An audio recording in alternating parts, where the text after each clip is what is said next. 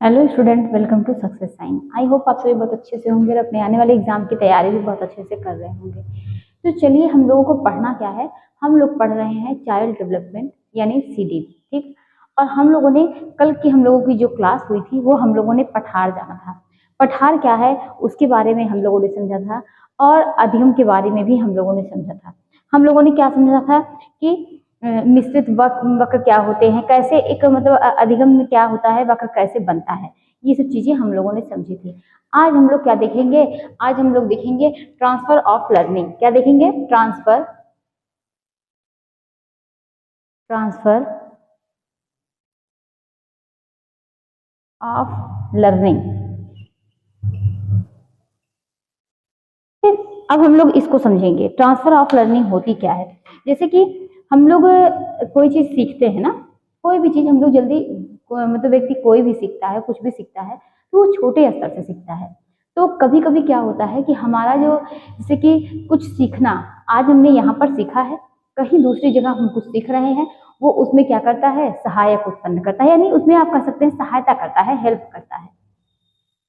उसके बाद कभी कभी ऐसा होता है कि हम कोई चीज सीखे हैं लेकिन कोई चीज दूसरी चीज सीख रहे हैं, तो बार बार क्या होता है कि वो मतलब माइंड में क्या आगे क्या करता है कि जैसे बार बार वो चीजें सामने आती हैं, इससे क्या होता है, वो बाधा उत्पन्न करता है। लेकिन कभी कभी ऐसी चीजें होती हैं कि ना वो सहायक के रूप में काम करती हैं, पहले किसी चीज हुई सीखी, और ना क्या होती है कि बाधा उत्पन्न करती है। जैसे कि अभी हम लोग बात करते हैं क्या, कि जैसे हम लोग साइकिल, अगर हम लोगों ने साइकिल सीखा है, तो साइकिल अगर हम लोगों ने सीखा है तो क्या है कि वो साइकिल अगर किसी ने सीखा तो वो क्या करेगा कि बाइक सीखने में हेल्प करेगा, बाइक सीखने में मदद करेगा।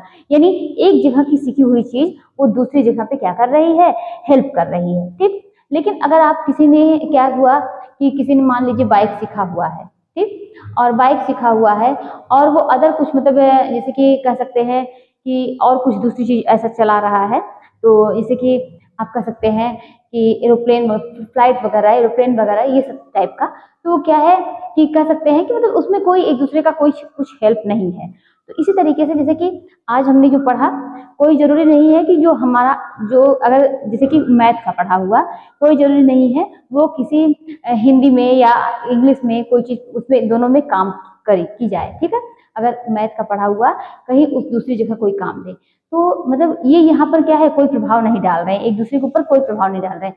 लेकिन साइकिल का सीखा हुआ बाइक के सीखे हुए पर क्या करता है, प्रभाव डालता है। लेकिन कभी कभी, और रही बात बाधा उत्पन्न करने की, तो कभी कभी ऐसा होता है ना कि कोई कोई बच्चा जो है वो कई शिक्षक से पढ़ रहा है, कहते हैं ना कि कभी कंफ्यूज मत होइए। अभी आप देखिए, कपड़े पसंद करने जाइए तो दुकान पे क्या कहते हैं, आपने ज्यादा देख लिया है इसलिए आप कंफ्यूज हो गए हैं। तो जैसे कि कोई टॉपिक ले रही हैं, आप पढ़ रही हैं या किसी एक टीचर से पढ़ रही हैं, फिर आप दूसरे टॉपिक से दूसरे टीचर से पढ़ रही हैं। ठीक है, आपने जो पढ़ा उसको आप माइंड में समझ लीजिए, आपके अंदर है, ठीक, आपने आपको समझ में आ गया। लेकिन कभी कभी होता है ना, किसी किसी दूसरे का सीखा हुआ क्या करता है, बार बार माइंड में वो मतलब बार बार क्या होता है कि वो चीजें दिमाग में आती हैं, और इससे क्या होता है, कभी कभी वो बाधा भी उत्पन्न करती है। जैसे कि कभी कभी क्या है कि किसी ने अगर ढोलक कभी किसी ने सीखा हो, उसको समझ में आता है, जब अगर स्टार्टिंग में ढोलक सीखा हो तो पहली ताल जब कोई सीखता है तो वो तो ठीक, लेकिन जब वो क्या है, या तो पहले से कोई कुछ बजाता रहा हो थोड़ा बहुत, लेकिन अगर वो दूसरी ताल ढोलक की सीखता है या ढोलक सीखने जाता है, तो बार बार जैसा कि आपने जो पहले बजाया हुआ है वो चीजें क्या होती हैं, बार बार क्या होती हैं, मतलब बार बार उसी तरीके से बज जाती है जैसे कि आपने पहले बजाया है, तो वो अपने आप इस तरीके से चल जाता है। तो यानी पहले का क्या हुआ, सीखा हुआ क्या कर रहा है, वो बाधा उत्पन्न कर रहा है। तो कहीं कहीं वो सहायता करता है, कहीं कहीं बाधा उत्पन्न करता है, कहीं कहीं कोई इस पर प्रभाव नहीं डालता है। आज हम लोगों को यही पढ़ना है। तो चलिए देखते हैं ट्रांसफर ऑफ लर्निंग। ये ट्रांसफर ऑफ लर्निंग होती क्या है, यानी कभी कभी क्या होता है, सीखना एक जगह से दूसरी जगह में, हमने क्या समझा, बाधा उत्पन्न करते हैं, और कभी कभी एक जगह से सीखना क्या होता है, दूसरी जगह पर ये सहायता उत्पन्न करते हैं। जैसे कि अगर बात की जाए, जब व्यक्ति कौशल तथा अर्जित ज्ञान जब व्यक्ति कौशल तथा अर्जित ज्ञान का उपयोग किसी अन्य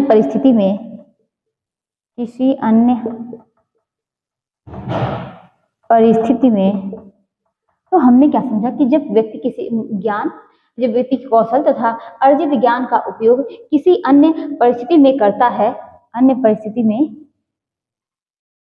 करता है, तो स्थिति अधिगम का, तो स्थिति अधिगम का, अधिगम का स्थानांतरण, स्थानांतरण या स्थानांतरण या अंतरण कहलाती है। अंतरण कहलाती है ना। यह अधिगम को क्या करता है, यह अधिगम को सरल बनाता है, अधिगम को सरल बनाता है, यह अधिगम को सरल बनाता है। हमने क्या समझा कि ट्रांसफर ऑफ लर्निंग, जब व्यक्ति कौशल तथा अर्जित ज्ञान का उपयोग किसी अन्य परिस्थिति में करता है, यानी जो आपने सीखा है उसका उपयोग क्या कर रहे हैं, किसी अन्य परिस्थिति में करते हैं, और वो स्थिति को मतलब जो अधिगम का स्थानांतरण है या अंतरण कहलाती है, यह अधिगम को क्या करता है, सरल बनाता है। उसके बाद क्या करते हैं, हमने क्या समझा कि यह अधिगम को क्या करता है, यह अधिगम को सरल बनाता है इस प्रकार। चलिए इतनी चीजें हो गई, अब आगे क्या देखते हैं कि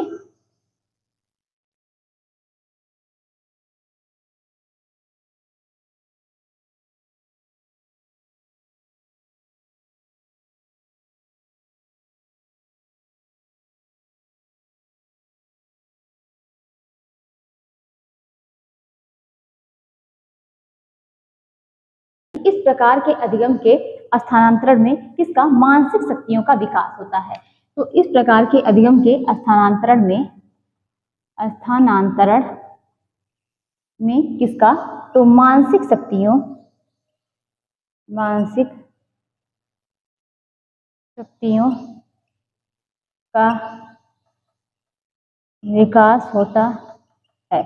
इस प्रकार के अधिगम के स्थानांतरण में मानसिक शक्तियों का विकास होता है, और ये जो अधिगम में सहायक भी हो सकते हैं, बाधक भी हो सकते हैं। तो तीसरा पॉइंट लिखते हैं, क्या है कि अधिगम सहायक, अधिगम क्या होता है, अधिगम सहायक बाधक दोनों हो सकते हैं, दोनों होते हैं। अधिगम सहायक भी होते हैं और क्या होते हैं कि बाधक भी होते हैं। यानी हम लोगों ने क्या समझा, कहीं एक जगह का कुछ सीखा हुआ, एक जगह का ज्ञान अर्जित किया हुआ, कुछ सीखा हुआ, वो दूसरी जगह में सहायता भी कर सकता है और क्या करता है, बाधा भी उत्पन्न कर सकता है। ठीक, अभी हम लोग जैसे जैसे पढ़ते जाएंगे वैसे वैसे क्या है कि सारी चीजें समझ में आती जाएंगी। ठीक, अधिगम स्थानांतरण, अधिगम स्थानांतरण, अधिगम स्थानांतरण, आगे देखते हैं ये क्या है, अधिगम स्थानांतरण, अधिगम प्रक्रिया, अधिगम अधिगम प्रक्रिया में जब कमी, जब कभी भी अधिगम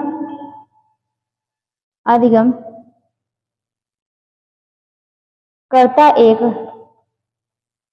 एक परिस्थिति या वातावरण में, परिस्थिति या एक परिस्थिति या वातावरण में किसी भी प्रकार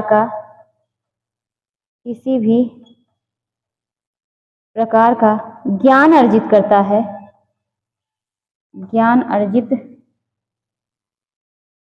करता है, तत्पश्चात सीखने की प्रक्रिया, तत्पश्चात सीखने की प्रक्रिया को दूसरी परिस्थिति या वातावरण, दूसरी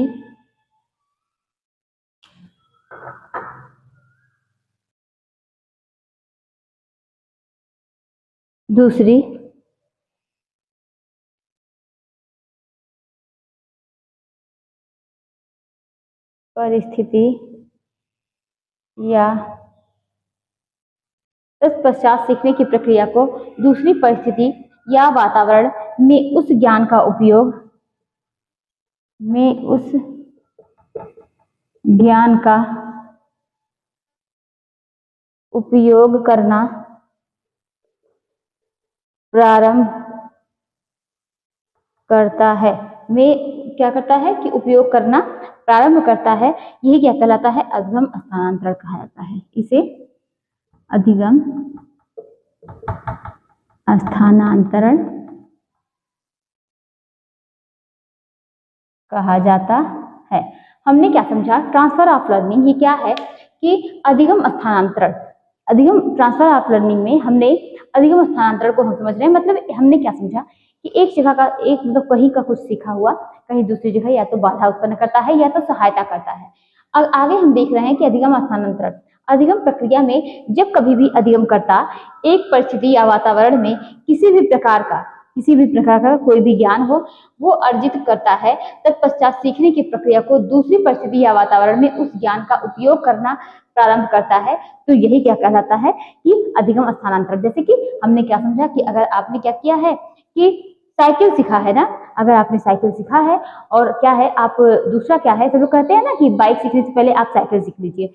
अगर आप क्या है आपने सीखा और आपका क्या है वो उसमें हेल्प कर रहा है, यही क्या कहलाता है? एक जगह का सीखा ज्ञान दूसरी जगह काम दे रहा है, तो यही क्या कहलाएगा? अधिगम स्थानांतरण के नाम से जाना जाता है। अब यही अधिगम स्थानांतरण जो होता है ये कितने प्रकार का होता है? 3 होता है। कितने प्रकार का? 3 होता है। एक होता है सकारात्मक अधिगम, दूसरा होता है ऋणात्मक अधिगम और तीसरे नंबर पर आता है न्यूट्रल, यानी न्यूट्रल ट्रांसफर लर्निंग। और तीनों हम लोग क्या है अभी समझ चुके हैं, बस थोड़ा सा इसको और अच्छे से समझते हैं। क्या कि आप नोट कर लीजिए, तीनों तो आप लोगों ने समझा ही कि यह कितने प्रकार का होता है? 3 प्रकार का, 3 प्रकार का होता है। एक पहला क्या होता है? सकारात्मक अधिगम, सकारात्मक अधिगम स्थानांतरण, स्थानांतरण। सकारात्मक अधिगम स्थानांतरण की बात करेंगे तो ये क्या होता है इसको देखते हैं कि अधिगम की प्रक्रिया में, अधिगम की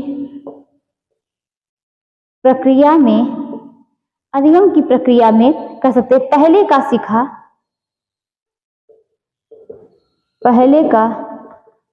सीखा हुआ ज्ञान, अधिगम की प्रक्रिया में पहले का सीखा हुआ ज्ञान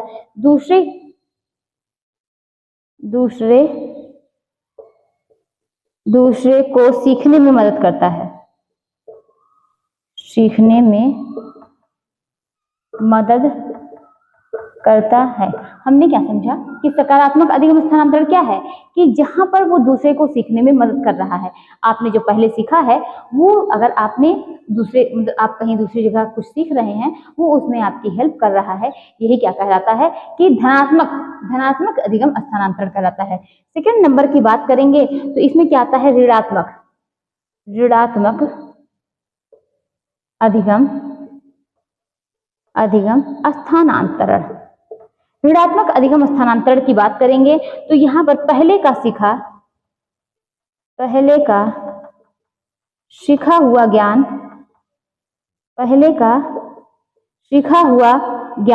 कह सकते हैं कि बाद में सीखे ज्ञान में बाधा उत्पन्न करता है, बाधा उत्पन्न करता है। ये तो बात हो गई कि ऋणात्मक मतलब जो आपने पहले सीखा है वो दूसरा क्या है बाद में क्या कर रहा है कि बाधा उत्पन्न कर रहा है, यानी बाद में सीखे हुए ज्ञान में क्या करता है? बाधा उत्पन्न कर रहा है, तो यही क्या कहलाता है? ऋणात्मक अधिगम स्थानांतरण कहलाता है। अब यहीं पर बस बात कर लें कि न्यूट्रल यानी क्या पहले का सीखा हुआ ज्ञान क्या होता है कि पुराने ज्ञान से नए ज्ञान में कोई फर्क नहीं पड़ता है। पुराने ज्ञान से क्या हो रहा है? पुराने ज्ञान से नए ज्ञान, पुराने ज्ञान से नए ज्ञान को कोई मतलब ना हो, यानी आप कह सकते हैं ना ही सहायक ना ही बाधक। ठीक, ये क्या है? ये न्यूट्रल है।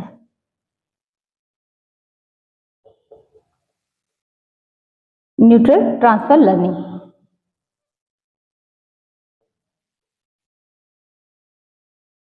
Transfer learning. ये क्या है कि जो पहले का सीखा हुआ ज्ञान है वो बाद में ना उस पर कोई न कह सकते हैं ना धनात्मक प्रभाव डाल रहा है, ना मतलब सहायक हो रहा है और न बाधा उत्पन्न कर रहा है। ठीक, दोनों कार्य बिल्कुल अलग अलग हैं। जैसे कि कह सकते हैं कि रोटी बनाना और आप कह सकते हैं कपड़ा धुलना, तो दोनों में बिल्कुल भी अंतर है, कोई मतलब बहुत ज्यादा अंतर है कि कोई प्रभाव एक दूसरे पर नहीं डालते हैं। रोटी बनाना या कह सकते हैं सब्जी बनाना, दोनों क्या है, कोई बिल्कुल प्रभाव नहीं डालते हैं। तो हमने क्या समझा, न्यूट्रल ट्रांसफर लर्निंग यानी कोई प्रभाव नहीं डालते हैं। ठीक, तो ये तो हो गई तीन, इसके तीन प्रकार थे, एक धनात्मक था, दूसरा ऋणात्मक था और तीसरा क्या था वो न्यूट्रल था, न्यूट्रल ट्रांसफर लर्निंग। ये तीन तरीके की लर्निंग हम लोगों ने देखी। अब कुछ अन्य प्रकार हैं और वो देखिए, अन्य प्रकार के लर्निंग वो क्या आते हैं। पहली की बात करेंगे तो पहली होती है क्या कि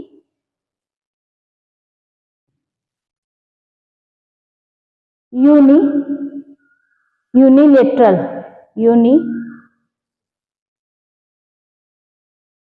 यूनिलेटरल ना, ये क्या होता है, यानी आप कह सकते हैं एक पक्षीय।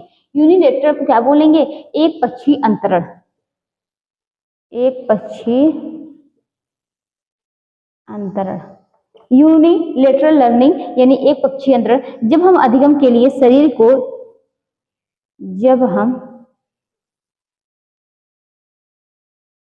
अधिगम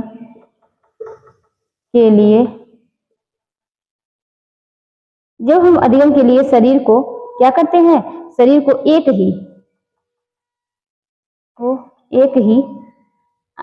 शरीर के या कह सकते हैं शरीर के एक ही अंग का प्रयोग करते हैं, उसे एक पक्षीय कहते हैं, उसे एक पक्षीय कहते हैं या उसे एक पक्षीय अंतरण कहते हैं। जब हम अधिगम के लिए शरीर के किसी एक अंग का ही क्या करते हैं, प्रयोग करते हैं। जैसे कि आप कह सकते हैं कढ़ाई करना, ये क्या है कि आप क्या है एक हाथ से कढ़ाई कर रहे हैं, यानी आप एक पक्ष का प्रयोग कर रहे हैं। और क्या होता है, आप कह सकते हैं मेहंदी लगाना, आप क्या है लिखना, ये सब क्या है, ये सब किसके अंतर्गत आते हैं, ये एक पक्षीय अंतरण। यानी इसको क्या बोलते हैं, इसको बोलते हैं यूनिलेटरल। क्या बोलते हैं, यूनिलेटरल। ये क्या है, एक पक्षीय अंतरण है, यानी आप अधिगम के लिए सिर्फ एक पक्ष का यानी किसी शरीर के पूरे किसी एक अंग का यूज कर रहे हैं। जैसे कि मेहंदी लगाना हो गया या कढ़ाई करना हो गया या लिखना हो गया। अब आगे नेक्स्ट देखते हैं क्या होता है, द्विपक्षीय बाइलेटरल। दूसरा क्या है, बाइलेटरल।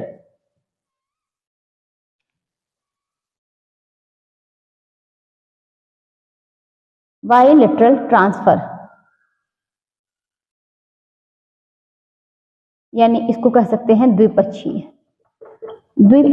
यानी इसमें क्या होता है, जब हम किसी भाग से कुछ सीखते हैं और दूसरे भाग पर भी उसका असर पड़ता है। शरीर के किसी एक भाग से कुछ सीखते हैं और शरीर के दूसरे भाग पर भी इसका असर पड़ता है। जब हम किसी एक भाग से कुछ सीखते हैं और दूसरे भाग पर भी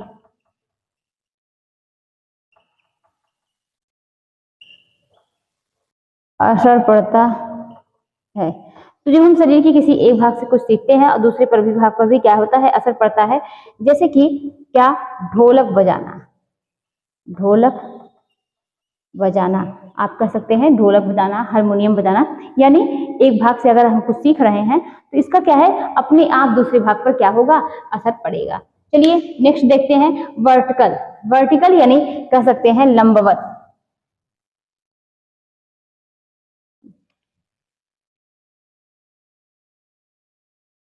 वर्टिकल यानी कह सकते हैं लंबवत अंतरण। अब इसमें क्या समझते हैं कि वर्टिकल यानी लंबवत अंतरण, इसका अर्थ होता है श्रेणीबद्ध तरीके से सीखना। यानी आप कह सकते हैं धनात्मक, क्या कह सकते हैं, इसका अर्थ होता है श्रेणीबद्ध तरीके से सीखना, श्रेणीबद्ध तरीके से सीखना, यानी यह धनात्मक और ऋणात्मक दोनों हो सकता है। कैसा हो सकता है?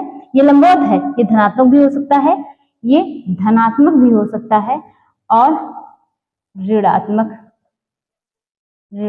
भी हो सकता है। हमने क्या समझा कि वर्टिकल यानी श्रेणी, आप कह सकते हैं लंबवत अंतरण, यानी इसका क्या है कि श्रेणीबद्ध तरीके से सीखना, ये धनात्मक भी हो सकता है और क्या हो सकता है, ऋणात्मक भी हो सकता है। चलिए, ये तो बात हो गई वर्टिकल की। अब आगे नेक्स्ट देखते हैं क्या, ये तो हो गई वर्टिकल की, अब देखते हैं हॉरिजॉन्टल। हॉरिजॉन्टल मतलब होता है समतल, समतल। हॉरिजॉन्टल मतलब यानी क्षैतिज अंतरण, इसको क्या कह सकते हैं, क्षैतिज अंतरण। और क्या कह सकते हैं कि ये क्या होता है कि जब कुछ सीखा हुआ कहीं दूसरी जगह भी काम दे दे, कहीं दूसरी जगह भी काम दे दे। तो जब पहले का कुछ सीखा हुआ कहीं दूसरी जगह काम दे दे, इसी को क्या बोलते हैं, क्षैतिज अंतरण या हॉरिजॉन्टल ये बोलते हैं। ठीक, अब आगे क्या देखते हैं, शरीर के आधार पर लर्निंग।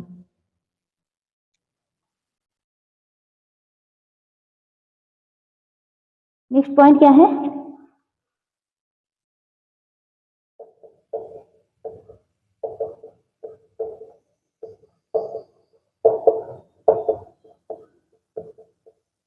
ठीक, शरीर के आधार पर लर्निंग यानी एक पार्श्वी अधिगम स्थानांतरण, क्या कह सकते हैं, ये दो भाग के होते हैं। एक हो गया एक पार्श्वी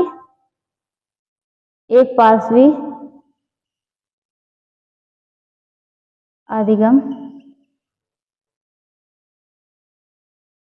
स्थानांतरण, नेक्स्ट नंबर पर बात करेंगे। और दूसरा क्या है, द्विपार्श्वी अधिगम स्थानांतरण।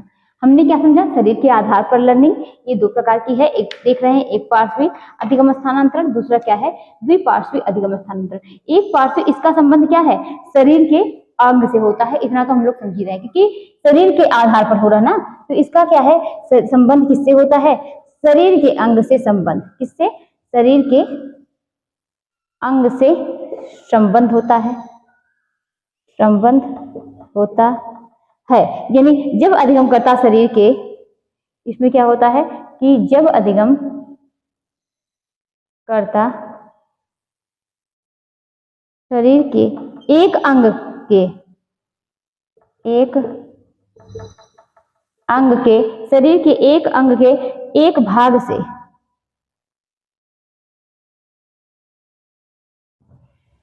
कुछ भी सीखकर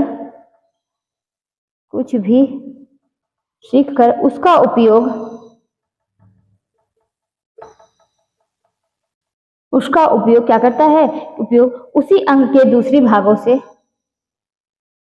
उसी अंग के दूसरे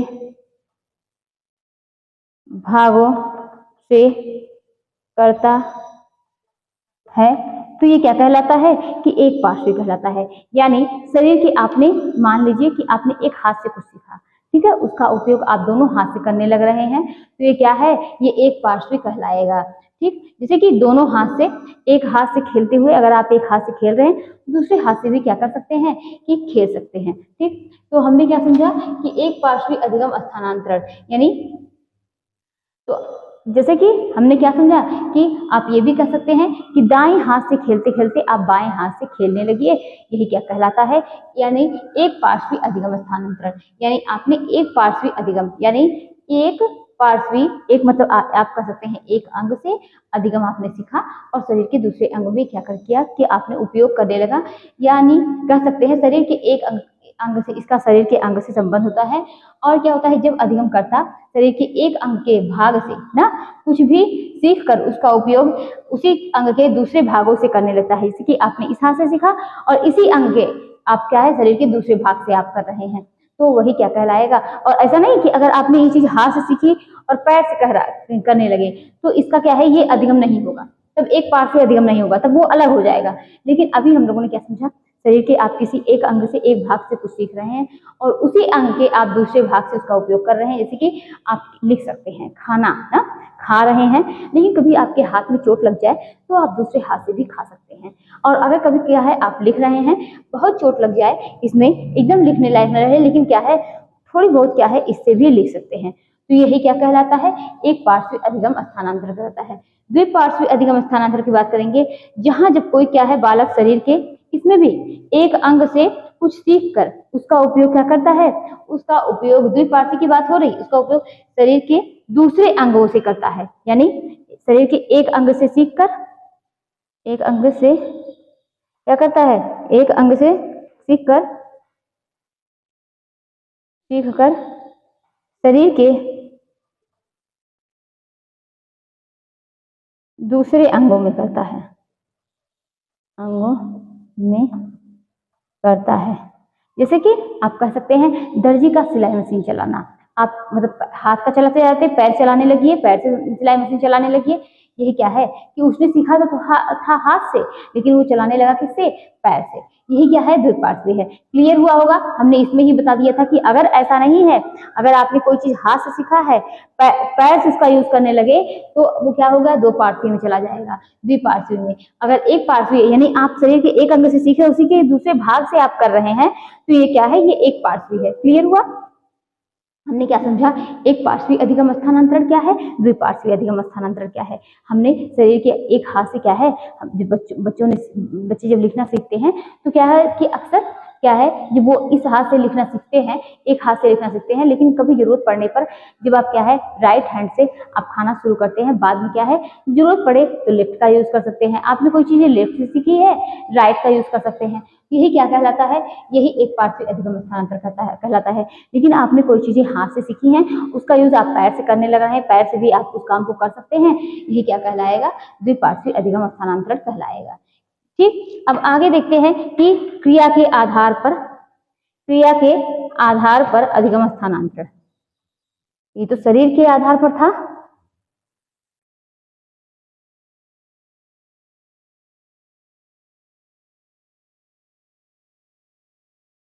क्रिया के आधार पर ये कितने होते हैं, ये 3 होते हैं। कौन कौन से, एक होता है रेखीय,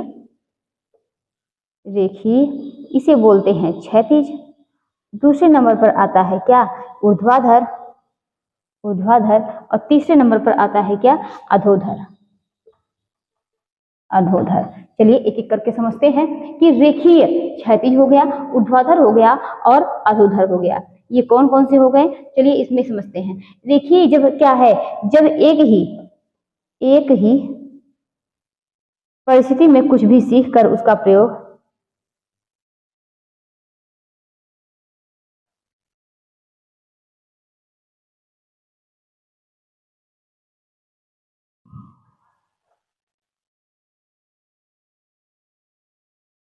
उसी के समान स्तर की परिस्थितियों में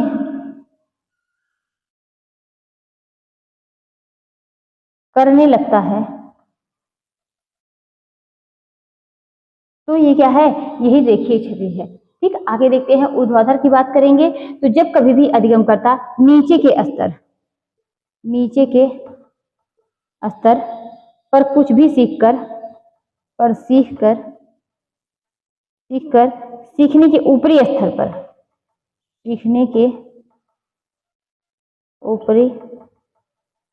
पर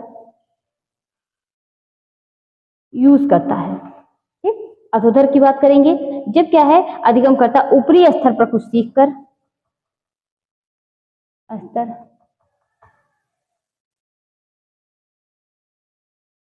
उसका उपयोग निचले स्तर पर करता है।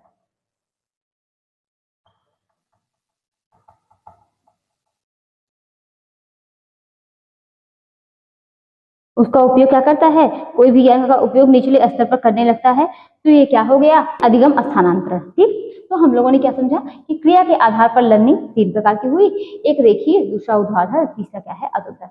एक एक करके समझते हैं इसको। रेखीय की बात की, हमने क्या कि एक ही परिस्थिति में कुछ भी सीखकर उसका प्रयोग उसी के समान स्तर पर समान परिस्थिति में करने लगते हैं। जैसे कि आप क्या है, 4 लोगों का आपने खाना बनाया, आप लोगों को 4 लोगों का खाना बनाना हो, सेम वही संख्या हो, आप कह सकते हैं कि आपने अगर 2 लोगों की चाय बनाई, कहीं पर और बनाना पड़े तो भी क्या है कि आप बना सकते हैं। क्या आज आपने चाय बनाया, दो लोगों का चाय बनाया, 4 लोगों का चाय बनाया, फिर आपको जरूरत पड़ेगी तो आप क्या है 10 लोगों का भी चाय बना सकते हैं। उसी के समान परिस्थितियों में करने लगते हैं। तो यही क्या कहलाता है, ये 2 लोग की जरूरत पड़ेगी, यही क्या कहलाएगा, रेखीय कहलाएगा। चलिए बात करते हैं ऊर्ध्वाधर की। तो यानी आप क्या है नीचे के स्तर पर, ये ऊर्ध्वाधर यानी ऊपर की तरफ जा रहा है, आपने नीचे के स्तर पर कुछ सीखा और उसका उपयोग क्या कर रहे हैं, ऊंचाई पर कर रहे हैं। तो यानी क्या कहलाता है, जैसे कि साइकिल। साइकिल क्या है, निचले स्तर पर आपने सीखा और उसका यूज किस में कर रहे हैं कि मोटरसाइकिल में, मोटरसाइकिल ठीक यूज करने लगे, तो ये क्या कहलाया, ऊर्ध्वाधर कहलाया। अधोधर की बात करेंगे, यानी क्या है, आप IAS की तैयारी करते करते क्या करते हैं, लेखपाल की तैयारी करने लगे। यानी कोई हाई लेवल की, कोई ऊंचाई पर जो है अच्छी पोस्ट हो, उसकी तैयारी करते करते आप क्या है निचले स्तर की कोई पोस्ट की तैयारी करने लगे, वही क्या कहलाएगा, वही कहलाएगा क्या कि अधोधर कहलाएगा। ठीक, अब बहुत से लोग हैं कि IAS की तैयारी करते करते करते करते बहुत सी ऐसी परिस्थितियां आती हैं कि वो क्या है कि लेखपाल वगैरह इस तरीके से वो अप्लाई करते हैं और उसमें हो भी जाता है उनका, लेकिन अगर वो मेहनत करके हो जाता है तो यही क्या कहलाएगा, अधोधर। ठीक, ये क्या हो गया, इतनी चीजें हो गई। क्लियर हुआ?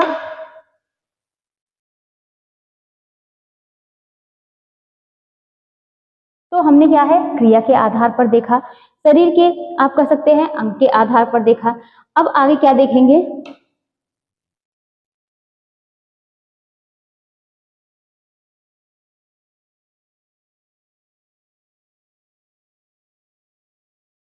चलिए तो हम लोगों ने क्या समझा, अधिगम। अधिगम में पठार कैसे बनता है ये हम लोगों ने समझा कि, और क्या है कि कैसे मतलब क्रिया के आधार पर कैसे हम यूज करते हैं ना, शरीर के अंग के आधार पर हमने क्या है कई प्रकार के अधिगम स्थानांतर देखे। अब हम लोगों का ये चीज जो लर्निंग था ये कंप्लीट हुआ। अब हम लोग क्या पढ़ेंगे, वृद्धि एवं विकास पढ़ेंगे। वृद्धि और विकास की बात करें तो वृद्धि और विकास जो होता है, ये आप लोग जानते ही हैं कि विकास जो होता है ये कैसा होता है, एक निश्चित क्रम में होता है। विकास कैसा होता है, तो चलिए पहले हम लोग कुछ इसको समझ लेते हैं। वृद्धि एवं विकास की बात कर लेते हैं। तो अगर बात की जाए विकास की, तो विकास जो है, विकास एक निश्चित क्रम में होता है। अब बहुत बार पूछा जाने वाला क्वेश्चन है कि विकास एक निश्चित क्रम में होता है, या तो ये मस्तकाधोन्मुखी होता है, या इसको कह सकते हैं क्या, मस्तकाधोन्मुखी, मस्तकाधोन्मुखी, या क्या कह सकते हैं कि इसको क्या है मस्तकाधोन्मुखी बोलते हैं। और क्या बोल सकते हैं, एक निकट ना, निकट दूरस्थ, निकट दूरस्थ यानी निकट से दूर। ठीक, तो ये क्या होते हैं, विकास दो तरीके से होते हैं, एक मस्तकाधोन्मुखी होता है और दूसरा क्या होता है, एक इसको सफेलो बोलते हैं और निकट दूरस्थ को क्या बोलते हैं, प्रॉक्सी। ठीक, तो हमने क्या समझा कि वृद्धि एवं विकास जो होता है ये एक निश्चित क्रम में होता है। ऐसा नहीं है कि कोई बच्चा जो है वो मतलब घुटने के बल नहीं चलेगा, वो डायरेक्ट खड़ा नहीं होगा, वो क्या करेगा, डायरेक्ट क्या करना सीख लेगा, वो डायरेक्ट जो है चलना या दौड़ना सीख लेगा। ठीक, ऐसा नहीं है, वो क्या है विकास एक निश्चित क्रम में होता है। ठीक है, कोई क्या है, कोई इतना हो सकता है, कोई 10वें महीने में या 12वें महीने में सीखा, लेकिन होगा क्रम जो है अक्सर वही चीजें होती हैं कि विकास जो होता है ये एक निश्चित क्रम में ही होता है।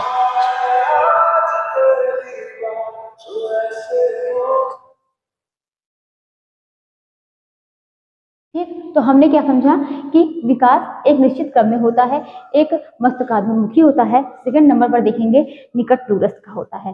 ठीक, आगे देखेंगे यहाँ पर कि अगर मस्तकाधोन्मुखी की बात कर ली जाए तो इसमें क्या होता है, यानी सिर से शुरू और कहाँ तक, पैर तक जाता है। पहले विकास क्या होगा, यहाँ से शुरू होगा और पूरा पैर तक जाएगा, यानी सिर से शुरू होता है, सिर से शुरू पैर तक। और अगर बात कर ली जाए निकट दूरस्थ की तो इसे बोलते हैं केंद्र से परिधि की ओर, यानी ये क्या होता है कि सुषुम्ना नाड़ी। और इस तरीके से भी क्वेश्चन पूछा जाता है, सुषुम्ना नाड़ी, सुषुम्ना नाड़ी से क्या है, सुषुम्ना नाड़ी से शुरू बाहरी अंग की तरफ से शुरू बाहरी अंग की तरफ। तो ये निकट दूरस्थ का है सिद्धांत, अगर कह सकते हैं। विकास एक निश्चित क्रम में होता है, एक मस्तकाधुमुखी यानी सिर से पैर तक, और ये निकट दूरस्थ जो है ये सुषुम्ना नाड़ी से शुरू कहाँ बाहर की अंग की ओर तरफ जाता है। यानी क्या है, सुषुम्ना नाड़ी से शुरू होता है और धीरे धीरे क्या होता है, ये बाहर की अंग की तरफ जाता है। ये क्या कहलाता है, ये विकास के सिद्धांत के अंतर्गत आता है। नेक्स्ट नंबर पर देखेंगे क्या कि विकास जो है, विकास सामान्य से विशेष की ओर, सामान्य से विशेष की ओर। पहले क्या है, पहले बच्चा जो है सामान्य हरकत करेगा, यानी बच्चा पहले घुटने पर चलना सीखेगा, बाद में क्या है बाद में वो पैर पे खड़ा होना सीखेगा। तो इसी तरीके से सामान्य से विशेष की ओर जो है ये विकास होता है। आगे देखेंगे कि विकास में व्यक्तित्व विभेद होता है, व्यक्तित्व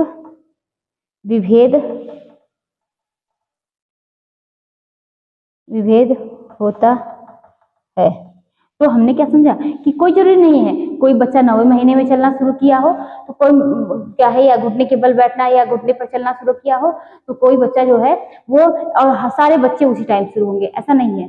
कभी कभी कुछ बच्चों को आप देखिए वो 13वें महीने में 12वें महीने में चलना शुरू करते हैं, और कुछ बच्चे जो है 11वें महीने में ही चलना स्टार्ट कर देते हैं, ऐसा होता है। ठीक है, ऐसा कहते हैं कि माहौल का असर और क्या है कुछ मतलब इस तरीके से बच्चों को सिखाया जाता है कि उन सब का असर पड़ता है। तो हमने क्या समझा, विकास में क्या होता है, व्यक्तित्व विभेद होता है, और कोई बच्चा जो होता है पहले बोलता है और कोई बच्चा बाद में बोलता है, कोई बच्चा पहले चलता है, कोई बच्चा बाद में चलना स्टार्ट करता है। अब विकास अवस्था के अनुसार होता है। कैसे होता है, यानी ऐसा नहीं है कि आप मतलब जो चीजें बाल्यावस्था में आपको मतलब कि विकास अवस्था के अनुसार होता है, यानी आप बाल्यावस्था की चीज आप शैशवावस्था में ही सीख सकते हैं। ठीक, यानी शैशवावस्था में बच्चा जो है आप अपने से खाना सीखता है, तो ऐसा नहीं है कि पहले बाल्यावस्था ही आ जाएगा। ये जो चीजें होती हैं ये अवस्था के अनुसार ही विकास जो होता है ये कैसा होता है, ये अवस्था के अनुसार होता है। विकास कैसे होता है, अवस्था के अनुसार होता है। नेक्स्ट पॉइंट देखेंगे क्या कि विकास की गति जो होती है वो तीव्रता एवं मंदता पाई जाती है। कभी कभी बच्चा जो होता है आप देखते होंगे कि शैशवावस्था में बच्चा जो है वो बहुत तेजी से विकास करता है ना, बहुत तेजी से वो सीखता भी है। तो इसी तरीके से कभी कभी वो तेजी से सीखता है, कभी मंद हो जाती है, कभी फिर तेजी से सीखता है, कभी फिर क्या होती है, इस तरीके से होता है। यानी विकास की अवस्था के अनुसार होता है। विकास कभी तेजी से होता है और कभी क्या होता है कि कभी मंद गति उसमें पाई जाती है ना। शैशवावस्था में तेज मतलब होता है और बाल्यावस्था में मंद हो जाती है। फिर क्या है कि किशोरावस्था में आप देखेंगे विकास जो होता है वो तेजी से होता है। ठीक, नेक्स्ट पॉइंट उसमें क्या देखेंगे कि विकास के विभिन्न स्वरूप आपस में संबंधित होते हैं। विभिन्न स्वरूप आपस में संबंधित होते हैं। विकास के विभिन्न स्वरूप क्या होते हैं कि ये आपस में संबंधित होते हैं। नेक्स्ट की बात की जाए तो विकास जो होता है, विकास या कह सकते हैं विभिन्न अंगों का विकास, विभिन्न अंगों का विकास अलग अलग होता है, अलग अलग होता है। और क्या कह सकते हैं, विकास की प्रत्येक अवस्था में कुछ न कुछ मतलब उसकी हर एक अवस्था की कुछ न कुछ अपनी विशेषता होती है। आप लोगों ने देखा होगा कि जीन पियाजे को देख लीजिए, मतलब हर अवस्था की अपनी कुछ न कुछ विशेषताएं होती हैं। तो विकास की अपनी कुछ जो अवस्थाएं होती हैं उनकी कुछ न कुछ विशेषताएं पाई जाती है। विकास जो है वो जन्म से लेकर मृत्यु तक चलती है। ऐसा नहीं है कि विकास जो है वो आज हो रहा है तो वो क्या है मतलब उसकी पहले क्या है किशोरावस्था तक प्रौढ़ावस्था तक ही समाप्त हो जाएगा, नहीं। विकास जो है वो कब से कब तक चलती है, तो जन्म से मृत्यु तक चलती है। और विकास के संबंध में ऐसी भविष्यवाणी मतलब बच्चों की एक्टिविटी देखकर भविष्यवाणी भी की जा सकती है। लेकिन देखिए ज्यादातर वृद्धि को देखकर नहीं कर सकते, लेकिन विकास को देखकर भविष्यवाणी की जा सकती है। कि ऐसा नहीं होता है कि बच्चों को देखकर कहते हैं कि ये बच्चा लग रहा है कि ये बनेगा, उसकी एक्टिविटी को देखकर काफी हद तक जो है वो अंदाजा सब लोग गेस कर लेते हैं, गेस करके बोलते हैं। और घर में ऐसी चीजें बोली जाती है, आप सबके घर में बोली जाती है कि इस तरीके की हरकत कर रहा है, लग रहा है ये चीज बनेगा। तो मतलब क्या है, विकास जो है वो देखकर क्या की जाती है कि भविष्यवाणी की जा सकती है। विकास की प्रकृति की जो होती है कह सकते हैं कैसी होती है, चक्राकार होती है। चक्राकार प्रगति जो होती है कैसी होती है, चक्राकार होती है। यानी जन्म के समय तेज होगा, जब जन्म होगा तब समय तेज होगा, फिर उसके बाद क्या होगा, 2 वर्ष धीमा होगा, फिर कभी तेज फिर कभी धीमी गति से, इस तरीके से होती है। यानी कभी तेज होगी कभी धीमी होगी, कभी फिर क्या है थोड़ा सा स्लो हो जाएगी, फिर तेज धीमी, इस तरीके से होती रहती है। तो ये कैसी होती है, चक्राकार होती है। और क्या हो सकता है, अगर बात की जाए यहीं पर हरलाख में, हरलाख ना, तो मनुष्य का विकास जो है वो किससे, घंटी की आकृति के समान होता है। इन्होंने हरलाख ने क्या कहा है कि मनुष्य का विकास किसके समान, विकास घंटी के समान। और देखिए इस तरीके से होता है ना कि ये ऐसे मनुष्य का विकास जो होता है वो घंटी के समान होता है। आप देखिए पहले बच्चा पैदा हुआ, उसका विकास होता जाएगा, फिर क्या है किशोरावस्था तक मान लीजिए पहुंचा, ठीक, लेकिन वृद्धावस्था में उसका विकास जो है वो धीरे धीरे क्षीण होने लगता है। क्या होने लगता है, क्षीण होने लगता है। ठीक, यही है कि मनुष्य का विकास जो होता है वो घंटी की तरह होता है। किसने कहा है, तो हरलॉक ने कहा है। ये स्टेटमेंट आप लोग याद रखिएगा कि हरलॉक ने क्या कहा कि मनुष्य का विकास कैसे होता है, वो घंटी के आकार की तरह होता है।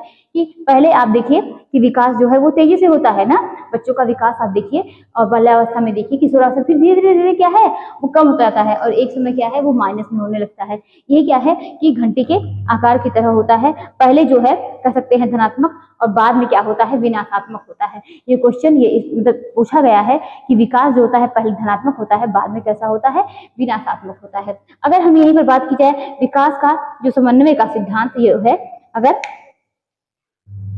तो इसमें समन्वय का सिद्धांत होता है। और अब विकास को प्रभावित करने वाले कारक की बात कर लें तो विकास को प्रभावित करने वाले कारक बहुत से होते हैं। वंशानुक्रम होता है, वातावरण होता है। यानी प्रभावित करने वाले कारक की बात करें, प्रभावित करने वाले कारक की बात करेंगे तो क्या होते हैं कि वंशानुक्रम होता है, वंशानुक्रम होता है, दूसरा क्या होता है वातावरण, वातावरण, ठीक। और दोनों क्या होते हैं 50-50% जो होते हैं वो प्रभाव डालते हैं, ठीक। ये भी प्रभावित करते हैं 50% और ये भी प्रभावित करते हैं 50%। यानी विकास को प्रभावित करने वाले कारक वंशानुक्रम और क्या होते हैं, वातावरण होते हैं। इनके अलावा भी कई होते हैं, कह सकते हैं परिवार, ठीक, परिवार। और उसके अलावा क्या होता है कि समाज, रोग, देश, माता का स्वास्थ्य, माता का स्वास्थ्य। तो ये सब क्या है, ये सब विकास को प्रभावित करने वाले कारक हैं। अगर जो है माँ स्वस्थ नहीं रहेगी तो एक अच्छे कह सकते हैं एक अच्छे बच्चे का वो मतलब कह सकते हैं कि मतलब अच्छा बच्चा जो है वो स्वस्थ बच्चा का वो जन्म नहीं दे सकती है ना। तो इसीलिए माता का स्वास्थ्य भी ठीक होना जरूरी है। और क्या है कि अगर बच्चे को कोई रोग हो गया, किसी प्रकार की मतलब रोग हो गया, कोई बीमारी हो गई, तो बच्चे का विकास जो होगा वो बाधित होगा, ठीक है। समाज भी इसको प्रभावित करता है, परिवार भी प्रभावित करता है। स्कूल का वातावरण, किस स्कूल में पढ़ रहा है वहां का वातावरण कैसा है, स्कूल का वातावरण, किस स्कूल में पढ़ रहा है वहां का वातावरण कैसा है, कैसा वो पौष्टिक आहार ले रहा है, ठीक है। पोषण तत्वों की भी तो आवश्यकता होती है। क्यों क्यों इतना बच्चों के विकास पर, बच्चों के पौष्टिक तत्वों पर, बच्चों को खाने पीने की चीजें पर क्यों ध्यान दिया जाता है, इसीलिए कि बच्चे जो है वो हेल्थ मतलब उनका स्वास्थ्य जो है वो सही रहे, ठीक। तो ये क्या है कि मतलब बच्चों के पोषण पर, पोषण भी क्या होता है कि प्रभाव डालता है। और कह सकते हैं प्रकाश, प्रकाश एवं शुद्ध वायु का भी बहुत असर पड़ता है। आस पड़ोस का वातावरण, घर का वातावरण, ये सब क्या है, ये सब के सब क्या करते हैं मतलब विकास को प्रभावित करने वाले कारक होते हैं। और अगर बात की जाए यहाँ पर विकास को प्रभावित करने वाले कारक वंशानुक्रम और वातावरण होते हैं। यानी विकास को का वातावरण जो कह सकते हैं विकास का वातावरण और वंशानुक्रम का प्रभाव जो होता है ये बहुत ज्यादा पड़ता है। इसको देखते हैं, विकास का वातावरण व वंशानुक्रम का प्रभाव, ठीक, विकास पर, ठीक, प्रभाव। और यहाँ पर देखते हैं, अगर एक तरफ बात कर ली जाए, क्या है, वंशानुक्रम है, दूसरा क्या है कि वातावरण है। यानी एक तरफ कह सकते हैं हेरिडिटी है, वंशानुक्रम। और आप लोग जानते ही हैं कि माता पिता से बच्चों को मिलने वाला वंशानुक्रम वाहक क्या है, वो जीन्स है। क्या है कि जीन्स है। क्या माता पिता से बच्चों को मिलने वाला वंशानुक्रम का वाहक, वंशानुक्रम का वाहक क्या है, जीन्स है। ठीक है, वाहक जीन्स होता है। जीन्स का हस्तांतरण जो होता है, जीन्स का हस्तांतरण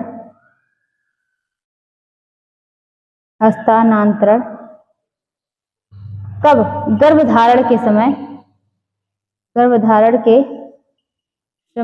पर हो जाता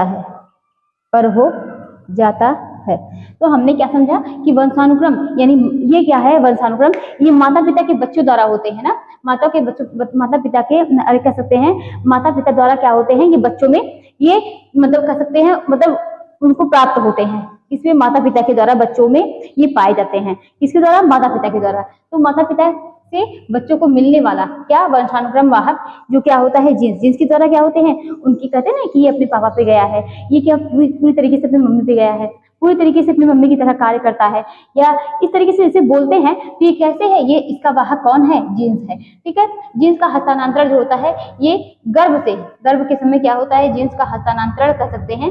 तो जीन्स का हस्तांतरण गर्भधारण के समय से ही हो जाता है। ठीक, उसके बाद बात करेंगे यहाँ पर, अगर देखिए तो क्या होता है कि महिला के क्या होता है, अंडाणु से, ठीक, और पुरुष के, यानी कह सकते हैं पिता के शुक्राणु से क्या होता है कि निषेचन की क्रिया होती है। क्या होती है, निषेचन की प्रक्रिया होती है, यानी कह सकते हैं फर्टिलाइजेशन प्रक्रिया होती है ना।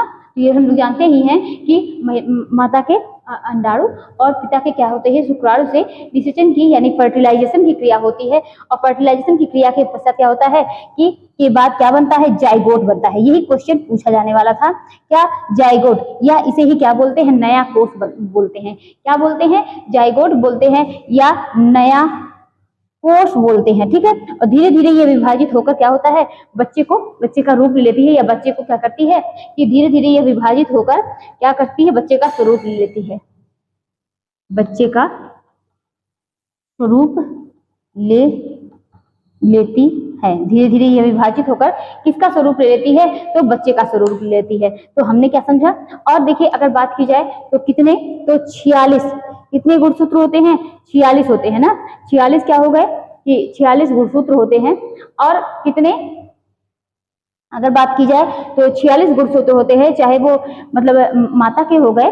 अगर देखिए ये हो गया, जो मतलब अगर किसी में होते हैं, अगर माँ में होते हैं, तो वो उनको भी क्या है कि आधा जो है, अगर एक बच्चा है, आप कह सकते हैं कोई बच्चा है, ठीक, बच्चा है, ठीक, आधा उसको माँ के द्वारा प्राप्त होता है, आधा उसको पिता के द्वारा प्राप्त हुआ है। और माँ को कहाँ से प्राप्त हुआ है, माँ को अपने मायके से, कहते हैं ना कि ये अपने नानी पे गया है। कैसे गया, नानी पर, इसी तरीके से गया। क्योंकि देखिए ये बच्चा है, और बच्चे को आधा जो उसके अंदर जो है, आधा किससे प्राप्त होता है, ये माँ से प्राप्त होता है, और आधा जो है वो बच्चे से प्राप्त क्या है, पिता से प्राप्त होता है। यानी जो आधा पिता से प्राप्त हुआ, वो पिता के द्वारा, जो पिता के यहाँ मतलब यानी उसके बाबा हो गए, उसके दादा दादी हो गए, उसकी मतलब जो उसकी फैमिली में है, उनसे प्राप्त होता है। लेकिन और उनका अंश क्या है, इधर जाएगा। लेकिन इधर माँ की बात की जाए तो ये नानी के पक्ष से है। ठीक, तो यहाँ पर हमने देखा, क्योंकि जो बच्चे में हो रहा है, तो ये भी जब बच्ची रही होंगी तो इनके अंतर्गत भी क्या है, इनके अंदर भी वही चीजें हुई होंगी, यहाँ पर भी वही चीजें क्या हुई होंगी। तो इसी तरीके से होता है कि कितने होते हैं, यानी बच्चे में भी क्या होते हैं, कितने, 23 गुणसूत्र। हमने क्या समझा, 23 गुणसूत्र माता से होंगे, और 23 गुणसूत्र कितने होंगे, माता से गुणसूत्र, और 23 किससे होंगे, पिता से होंगे। जिनका गुणसूत्र ज्यादा प्रभावी होगा, बच्चे में उनकी छवि जो है वो ज्यादा देखने को मिलती है। क्लियर हुआ? हमने क्या समझा कि माँ के अंडाणु से और पिता के शुक्राणु से क्या होती है, जब फर्टिलाइजेशन की क्रिया होती है यानी निषेचन की क्रिया होती है तो क्या बनता है, जाइगोट बनता है। यानी इसे क्या बोलते हैं, नया कोष बोलते हैं। ठीक, और ये नया कोष क्या होता है, यही बच्चे का धीरे धीरे क्या करता है, फिर रूप ले लेता है। इतनी हम लोगों ने चीजें समझी। लेकिन वंशानुक्रम से जो मिल रही है, जो जीन्स मिल रहा है, यानी जो उसके बारे में बात की जाए तो कोई भी बच्चा का अगर बच्चा बनता है, बच्चे का निर्माण होता है तो उसमें 23 गुणसूत्र जो होते हैं वो माता से मिलते हैं और 23 गुणसूत्र पिता से मिलते हैं। लेकिन माता के अंदर अगर कभी कभी बच्चों को ये भी आप कहते हुए सुने होंगे कि ये बिल्कुल अपने नाना पे गया है, नानी पे गया है। क्यों? क्योंकि जो माँ है, ये जो माँ है, इसके अंदर जब भी बच्ची रही होंगी तो इनके अंदर क्या है, ये अपना जो है वो 23 जो है अपनी माँ से और 23 अपने पिता से ना, अपने पिता से पाई होंगी। तो जाहिर सी बात है कि जब ये जो यहाँ पर 23 ये अपनी माँ से पाई होंगी तो ये नानी का पक्ष का हो गया ना। और यहाँ की बात करेंगे तो ये क्या है, 23 जो पिता है ये 23 अपने पिता से पाए होंगे, 23 अपनी माता से पाए होंगे। सेम वही चीजें क्या होती हैं, दोहराई जाती हैं। यानी 23 गुणसूत्र माता से, 23 गुणसूत्र पिता से, और जिसका पिता जो है, जो गुणसूत्र जिसका प्रभावी होगा वो बच्चा क्या है, बच्चे में उन्हीं की छवि जो होती है वो देखने को मिलती है। नया कोष अगर बात की जाए तो जिसमें जाइगोट ना, जाइगोट के कितने भाग होते हैं, 3 भाग होते हैं। कौन कौन से होते हैं, एक कोशिका होती है, कोशिका भित्ति, जीवद्रव्य और केंद्रक। यानी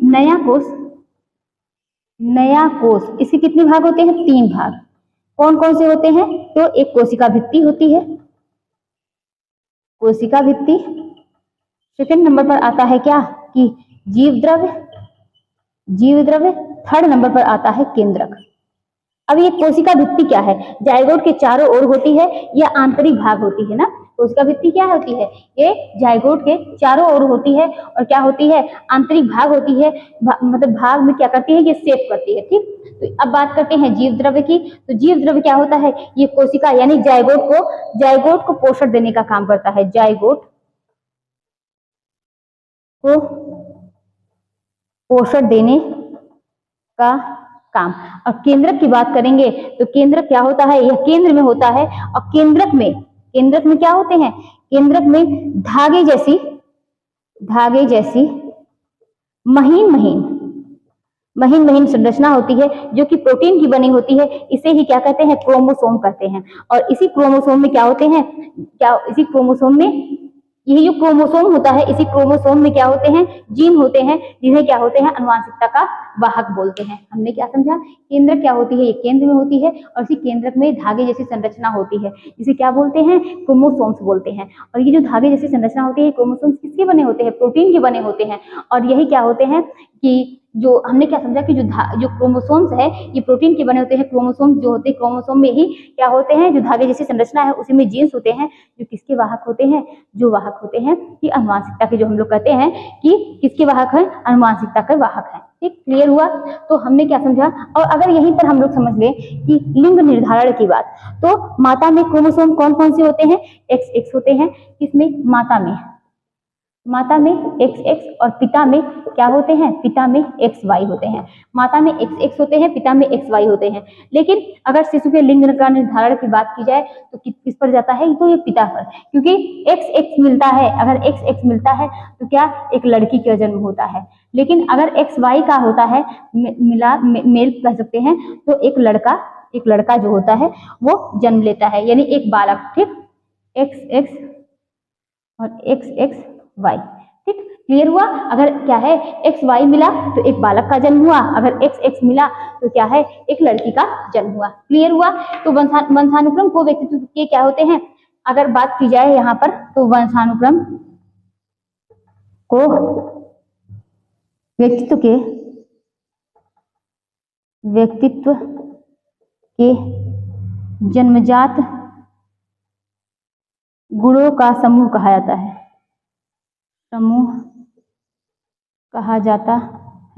तो हमने क्या समझा, वंशानुक्रम को व्यक्तित्व के जन्मजात गुणों का समूह कहा जाता है। और यही पर समझते हैं हमने इतनी चीजें हम लोगों ने समझी। हमने क्या समझा कि क्रोमोसोम्स क्या होते हैं, केंद्रक क्या होते हैं, कैसे उसमें धागे की संरचना होती है और उसको क्या बोलते हैं, क्रोमोसोम्स बोलते हैं। क्रोमोसोम बने किसके होते हैं, तो प्रोटीन के बने होते हैं। उसमें क्या होता है, वही क्या उसमें जीन्स पाया जाता है और वही क्या होता है, अनुवांशिकता का वाहक होता है। कैसे जो है 46 गुणसूत्र होते हैं, तो कैसे कैसे क्या है दोनों साइड से जो मतलब गुणसूत्र पाए जाते हैं, कैसे जो है बच्चा अपनी नाना की तरफ पड़ जाता है, कैसे कैसे कहते हैं कि बच्चे के अंदर कुछ जैसे दादा दादी का गुण है, ये कैसे होता है, ये चीजें हम लोगों ने समझी। अब हम लोग क्या समझते हैं कि वंशानुक्रम का जो है वाहक हमने क्या समझा, जीन्स होता है। यानी व्यक्ति में क्रोमोसोम की संख्या कितनी होती है, तो व्यक्ति में क्रोमोसोम की संख्या कितनी होती है, 46। जोड़े की बात की जाए तो 23 जोड़े क्रोमोसोम होते हैं। ठीक, यही तो हम लोगों ने समझा कि बच्चे के अंदर 23 क्रोमोसोम्स अगर बात की जाए तो किसके किससे आ रहे हैं, माता से, और 23 किससे आते हैं, पिता से। जिसका प्रभावी होगा वही क्या है, बच्चा उसी बच्चे के अंदर उसी की छवि जो है वो देखने को मिलती है। क्लियर हुआ। अब बात करते हैं वंशानुक्रम का मूल आधार क्या होता है। तो अगर पूछा जाए वंशानुक्रम का मूल आधार क्या होता है, तो गर्भधारण होता है। ठीक, वंशानुक्रम का मूल आधार क्या है, तो वंशानुक्रम का मूल आधार क्या होता है, वो मूल आधार गर्भधारण है। वंशानुक्रम में जो भी गुण आते हैं वो जन्म के समय ही आ जाता है। ऐसा नहीं है कि कहेंगे कि नहीं ये बाद में आया, वो जो वंशानुक्रम के जो भी गुण आते हैं वो जन्म के समय ही आते हैं। अब हम लोग क्या है, हम लोगों ने काफी चीजें समझी कि विकास क्या है। हम लोगों ने समझा कि कैसे एक बच्चे के अंदर अनुवांशिकता का प्रभाव पड़ता है, वातावरण का तो हम लोग जानते ही हैं, और अनुवांशिकता का प्रभाव पड़ता है, पूरी हम लोगों ने प्रक्रिया समझी। ठीक, कि जाइगोट क्या होता है, नया कोष किसको बोलते हैं, सारी चीजें हम लोगों ने समझी। अब हम लोग की जो नेक्स्ट की क्लास होगी वो क्या होगा, वंशानुक्रम के सिद्धांत की, वंशानुक्रम के सिद्धांत की नेक्स्ट क्लास होगी। ठीक, जो कि सिद्धांत कितने हैं, 3 हैं। एक होता है समानता का सिद्धांत, दूसरा होता है किसका, समानता का सिद्धांत, विभिन्नता का सिद्धांत और प्रतिगमन का सिद्धांत। ये 3 प्रकार के सिद्धांत हम लोग पढ़ेंगे। ठीक, आज की क्लास यहीं तक थी, और आप लोग भी पढ़ाई करते रहिए, खुश रहिए, मस्त रहिए, और क्या है कि मेहनत करते रहिए। आपका एग्जाम आपके सामने है। मिलते हैं कल, इसी टॉपिक को और आगे कंटिन्यू करेंगे। तब तक के लिए बाय बाय।